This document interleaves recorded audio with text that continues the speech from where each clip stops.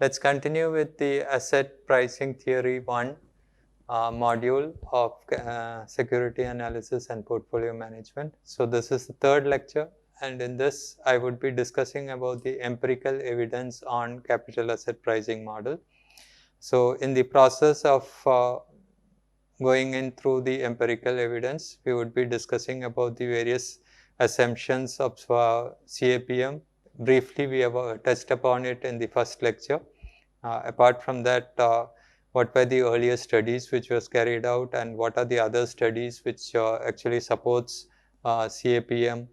What are the other study which is supporting security market line, and all these things, plus the three-factor model by Pharma French. So as I had told you in my first lecture, what were the basic assumptions on which capital asset pricing model is constructed. It is important for us to keep this in mind whenever we proceed ahead. First thing is, we have assumed that the market is going to be efficient.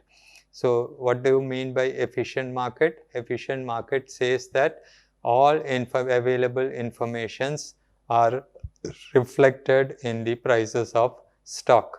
So that is one of the condition where efficient market is defined. A second is that the investors cannot consistently get higher return for the same amount of risk which they are taking. So it means to say that consistently it cannot outbehave the efficiency of the market. Short run it is possible, long run it is not possible, right? So that's one thing you should understand. And what is the implication of this particular assumption? The implication suggests that the securities are fairly priced, and any attempt to outperform the market is going to be futile. So you are going to do unnecessary exercise by changing the prices and other things. So whatever price you are going to get from efficient or grown market is, or a developed market, is that the prices of the securities is going to be fairly priced. The other thing, if you want to take advantage, it is either a part of gambling or a part of speculation. In the short run it can give you a return, but consistently it may not give you a return. The next important assumption which we had is risk aversion. What do you mean by risk aversion?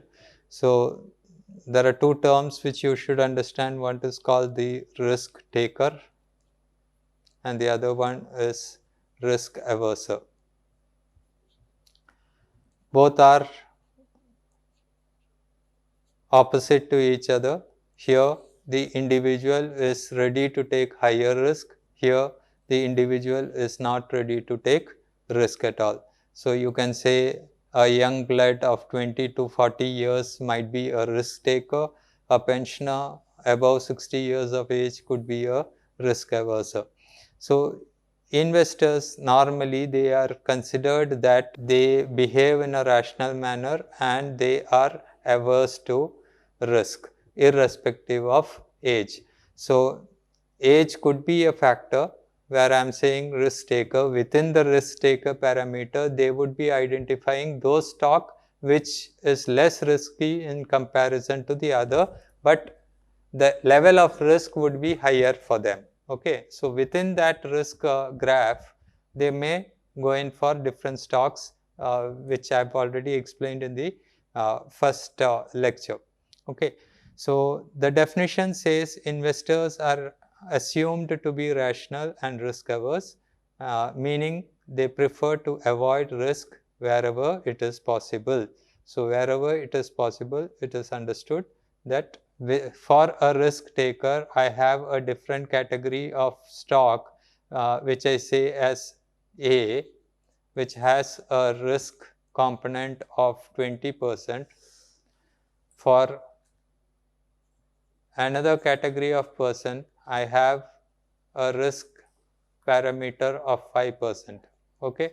So this within this 20%, I will have n number of stocks which I can identify. So risk taker will be risk averse within this 20%. They will not go above this 20%. Okay, so that's one thing you should understand.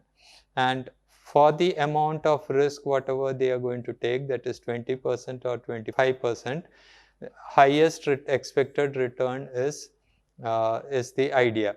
So it means to say that within 20% of the risk, I would be selecting those firms which is going to give me a higher return among, or a consistent return over a period of time at that particular risk level. So that is what you mean by risk aversion. And what is the implication? Implication is that the risk averse behavior actually helps the individuals to diversify their portfolio. And why do they diversify the portfolio? In order to minimize the risk and get the expected return, or more than the expected return. So that is the reason why risk aversion is considered as one of the criteria. A third important aspect is homogeneous expectation. What do you mean by homogeneous expectation? It means to say that all the investors will have the same expectation with regard to what? With regard to the future return, with regard to the risk, and with regard to the correlation of assets. Okay. So here correlation of assets is nothing but the diversification which we are talking about. Right? So homogeneous expectation, homogeneous means similar expectations. So similar expectations means all investors will have the same type of expectation. If suppose they belong to a particular risk category, then in terms of the return what they want, and in terms of the type of assets which they would like to hold, so that they are able to get the expected returns. Okay, and all these individuals are going to use the same set of information to evaluate the investment opportunities. So investment opportunities, as I told you in the previous slide, that if suppose 20% is the maximum risk bearing capacity of this particular person, I would be identifying the different stocks which can give me a return of at least 20% for the amount of which can give me, which bears a risk of 20% and can give me the expected return which is which I can actually require, right? So you are trying to evaluate the investment opportunity based on whatever information is available, and the expectations are going to be the same for different types of stocks. Okay, and what is the implication of this particular assumption?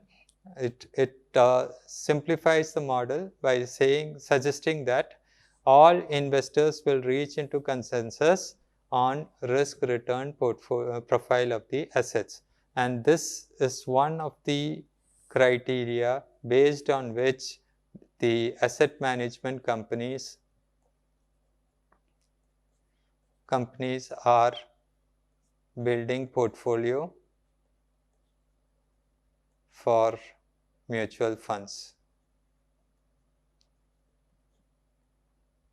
And that is the reason why more individuals are going to invest in mutual funds, similar mutual funds, because they have homogeneous expectations. Next investment is single period investment horizon. So single period investment horizon means all investors have a single period investment horizon. As I told you, for a particular type of risk, whatever I am going to take, I am going to measure it based on a single period schedule. Okay, so 20% return in 1 year, or I will say a 22% return for 440 days or something like that. So the period is going to be the same irrespective of the different risk category individuals whatever we have. So the return is calculated for the same amount of period. Okay, So that's what we have told over here. One-time investment opportunity. Decisions are based on one-time investment opportunity. And what is the implication of single period investment horizon? It means to say that the investors can only make investment decision based on expected risk and return for that particular period. So if suppose there is no single period investment horizon, it is not possible for any measurement to be done. Okay, so whenever I am talking about an expected return, the expected return will be for a particular period. Very simple, as you build the financial statements for profit and loss account or balance sheet of any company, this is periodical in nature. Only then I can have comparison between the first year and the second year and the third year. Similarly, here also individuals who are investing, whenever they talk about the return they are expecting by means of their investment, they are talking about a particular period. Okay, and that is more important. And nowadays you have all these financial institutions which are going to tell you the returns for specific period of time. It could be measured in days or it could be measured in months. So that's how they actually say. This also we have already discussed, where we have talked about the formula or how to calculate capital asset pricing model. So this is the expected return. The expected return is a combination of risk-free rate of return plus risk premium. So risk premium is nothing but the excess of return on your portfolio in comparison to the risk-free rate of return. Beta is talking about the various factors which can have an influence on the premium which you are going to get. So this is again simplified over here, and finally you get this particular formula which you call it as CAPM. Okay. Now I've just explained what it is. The first ERI is nothing but the expected rate of return. The RFR is nothing but risk-free rate of return. BI is nothing but the beta of assets. That means it is talking about the sensitivity to market movements, as well as it is talking about the systematic risk factors. RM is nothing but the expected return of the market, how much return it is I am going to get, and RM minus RF is nothing but the risk premium which I am talking about. Now, what was the evidence in terms of the utility of capital asset pricing model is one of the important things which we had to discuss in this particular chapter. And in 1960s and 1970s, a lot of studies were carried out, and the main aim of these studies was to validate the capital asset pricing model. Okay, and as on date, if you look at any of the asset pricing models, whatever is available, you will find that CAPM is considered as the foundational model for any new models to be constructed. And this actually is the, you can call it as the pioneer in identifying the relationship between risk and return. Okay, so the amount of risk, how much risk you are going to take, which is measured in beta, and how much return you are going to get for the amount of this much risk, whatever you are going to take. So that's the various studies have been conducted, and some of the studies I have highlighted over here. One was taken up by William Sharpe in 1964, and what actually he tried to examine the relationship between the return of individual stock and market returns. Okay, so he examined the return of individual stocks as well as market return. And what was his findings? His findings showed that there is evidence supporting the capital asset pricing model.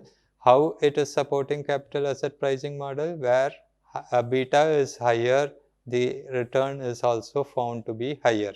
So this was the finding of Sharpe in 1964, and later on he developed his own ratio, which is called the Sharpe ratio, which we would be discussing in the next module, where in portfolio construction we are going to use the Sharpe ratio and how it is to be done. And what does Sharpe ratio talk about? Sharpe ratio talks about the comparison of risk adjusted performance of investment, right? So for different level of risk within the investment portfolio, how much percentage has to be classified, has to be distributed among the different set of risk parameters. That's what has been done. And what is the impact of this study in support of capital asset pricing model? It has helped to validate the notion that beta is a reliable measure of systematic risk. Why? Because in earlier studies, he found that there is a strong relationship between return of individual stock and beta, which is nothing but the risk factor. Another research which was carried out by John Lintner in 1965, he expanded what Sharpe had done, and he further tested the CAPM model on larger sample of stocks. So what Sharpe did, it was on limited stocks where he was trying to find out the relation between risk and return. Lintner actually carried it forward where the number of stocks were more than what Sharpe had used. And what was his finding? His finding confirmed that there is a positive relationship between beta and expected return. And those stocks with higher beta was giving you higher average return. So you find the word average return over here because he has used more stocks in comparison to Sharpe. Okay, so this is again a positive sign for CAPM model where in small numbers it fitted in and Sharpe had measured. In large stocks again it fitted in terms of the risk and return parameters, and it actually solidified the theoretical foundation of capital asset pricing model on its applicability in various stocks in the market. Further, Fisher-Black in 1972, he carried out further studies on CAPM, and he was of the belief that certain theoretical implications of capital asset pricing model might not hold true. So this is against what assumptions CAPM had taken. So what is that condition when it may not hold true? So he actually introduced the concept of what is called as zero beta portfolio. So zero beta portfolio says that the risk-free asset does not exist at all. So there is no asset which you can classify it as risk-free assets. So in a nutshell, he means to say that any investment you are going to make, it has risk involved in it. There is nothing called zero risk factor. Okay. So under such conditions, you will find that the CAPM model will not work in a proper manner, or it does not give the actual return as it was expected, and investors could not still expect returns which was consistent with CAPM predictions. Yeah, so under such criteria also CAPM model was standing fit, where it said that there is nothing called risk-free rate of return. Everything has a risk-free rate of return, and something which you call it as beta is called 0. So which means to say that risk-free asset does not exist. Okay, so beta is there and Rm minus Rf. So it means to say that it's nothing but beta into Rm is the actual return which you would be getting, which is the result of CAPM. So the impact of this particular study is that Black's insight added depth into the understanding of CAPM and its robustness for different market conditions. So here the market conditions, whatever we have seen, first one, when Sharpe talked about it, Sharpe took limited number of stocks, and based on the limited number of stocks, he tried to find out whether CAPM model is actually working fine or not. Under the second condition, Lindner actually increased the number of stocks and then tried to test CAPM model. Again there, he was able to prove that CAPM is able to identify the purpose for which it is actually set up. And the third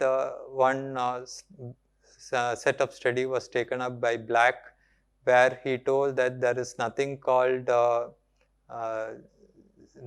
he introduced a concept of zero beta, where he told that there's nothing called risk-free asset at all. All assets in this world is going to be risky, whether it is 0.1%, whether it is 100%. So risk is involved everywhere, and under even those conditions, when there is nothing called a risk-free return, under that condition also CAPM model was able to give a return which talks about the robustness, about the assumptions which CAPM had taken. Now coming to the other evidences of security market line, which is actually supporting security market line, the